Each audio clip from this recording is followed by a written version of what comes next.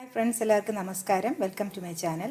അപ്പോൾ ഇന്ന് നമ്മൾ ചെയ്യാൻ പോകുന്നത് വളരെ ഹെൽത്തി ആയിട്ടുള്ള ഒരു ചമ്മന്തിയാണ്, മുതിര കൊണ്ടുള്ള ചമ്മന്തി. അപ്പോൾ നല്ല ആരോഗ്യത്തിന് ഉത്തമമായിട്ടുള്ള ഒന്നാണ് മുതിര. അപ്പോൾ നമുക്ക് കർക്കിടക മാസത്തിൽ ഇതുപോലുള്ള ഭക്ഷണം കഴിക്കുന്നത് വളരെ നല്ലതാണ്. അപ്പോൾ നമുക്ക് എങ്ങനെയാണ് ഇത് ചെയ്യുന്നതെന്ന് കാണാം. ചാനൽ എല്ലാവരും സബ്സ്ക്രൈബ് ചെയ്യണം, സപ്പോർട്ട് ചെയ്യണം. ബെൽ ഐക്കൺ കൂടെ ഒന്ന് പ്രസ് ചെയ്യണം. അതിൽ ഓൾ ഓപ്ഷൻ തിരഞ്ഞെടുക്കണം. എന്നാൽ മാത്രമേ ഞാൻ വീഡിയോസ് അപ്ലോഡ് ചെയ്യുമ്പോൾ നിങ്ങൾക്ക് ഉടനുടൻ നോട്ടിഫിക്കേഷൻസ് വരൂ. അപ്പോൾ എങ്ങനെയാണ് ടേസ്റ്റി ആയിട്ടുള്ള ഈ റെസിപ്പി എന്ന് കാണാം. അപ്പോൾ ഞാൻ കർക്കിടകത്തിന് നമുക്ക് ചെയ്യാൻ പറ്റിയ ഒരുപാട് റെസിപ്പീസ് ഇതിന് മുൻപ് അപ്ലോഡ് ചെയ്തിട്ടുണ്ട്. അതിൻ്റെയൊക്കെ ലിങ്ക് കൊടുക്കാം. കർക്കിടകം സ്പെഷ്യൽ റെസിപ്പീസ് എന്ന പ്ലേലിസ്റ്റ് തന്നെ ഉണ്ട്. അത് നിങ്ങൾ വാച്ച് ചെയ്ത് കഴിഞ്ഞാൽ എല്ലാം തന്നെ കാണാൻ പറ്റും.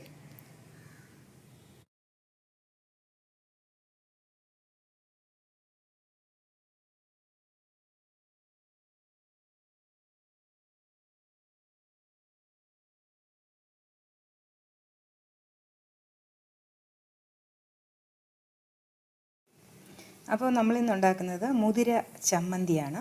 അപ്പോൾ ഇതാണ് മുതിര. ഇതിന് ഹോഴ്സ് ഗ്രാം എന്നും പറയും. കുതിരകൾക്കാണ് ഇത് കൂടുതൽ കൊടുക്കുന്നത്. നല്ല ശക്തി കിട്ടുന്ന ഒരു ഭക്ഷണമാണ് ഈ മുതിര. അപ്പോൾ നമുക്കിത് നമ്മുടെ ഭക്ഷണത്തിൽ ഉൾപ്പെടുത്തുന്നത് നല്ല ആരോഗ്യം കിട്ടാനായി, രോഗപ്രതിരോധ ശക്തി കിട്ടാനുമൊക്കെ വളരെ നല്ലതാണ്. അപ്പോൾ നമുക്ക് ഈ കർക്കിടക മാസത്തിലൊക്കെ ഈ ധാന്യം നമ്മുടെ ഭക്ഷണത്തിൽ ഉൾപ്പെടുത്താം. അപ്പോൾ ഇനി എങ്ങനെയാണ് ഇത് ചെയ്യുന്നതെന്ന് കാണാം.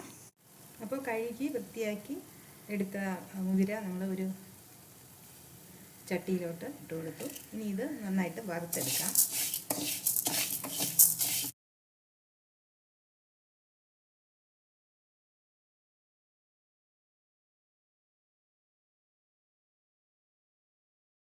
അപ്പോൾ നന്നായിട്ട് വറുത്തെടുത്തിട്ട് കൈ വിടാതെ ഒരു മീഡിയം ഫ്ലെയിമിൽ വെച്ച് നന്നായിട്ട് വറുത്തെടുക്കണം. വറുത്ത് വരുമ്പോൾ നല്ലൊരു മണവും, വേണമെങ്കിൽ ഒരെണ്ണം അടുത്തൊന്ന് കടിച്ച് നോക്കുമ്പോൾ നമുക്കത് മനസ്സിലാകും നന്നായിട്ട് വെന്തിട്ടുണ്ട്. അപ്പോൾ ഞാൻ ഫ്ലെയിം ഓഫ് ചെയ്ത് കൊടുത്തു. ഇനി നമുക്കിത് മറ്റൊരു പാത്രത്തിലോട്ട് മാറ്റാം. അപ്പോൾ ഇതിന് ഞാൻ ഒരു പകുതി തേങ്ങ ചിരകി എടുത്തിട്ടുണ്ട്. 4-5 ചെറിയ ഉള്ളി, മുളക് പൊടി ഒരു 1.5 ടീസ്പൂൺ മുളക് പൊടി, കുറച്ച് പുളി, ആവശ്യത്തിന് ഉപ്പ്, ഒരൽപ്പം ജീരകം, ഒരു 1/2 ടീസ്പൂൺ ജീരകം. ഇനി നമുക്കിത് അരച്ചെടുക്കാം. നമ്മൾ വറുത്തെടുത്ത മുതിര കൂടെ പൊടിച്ചെടുക്കണം. അപ്പോൾ ഞാനിത് പൊടിച്ചെടുത്തു.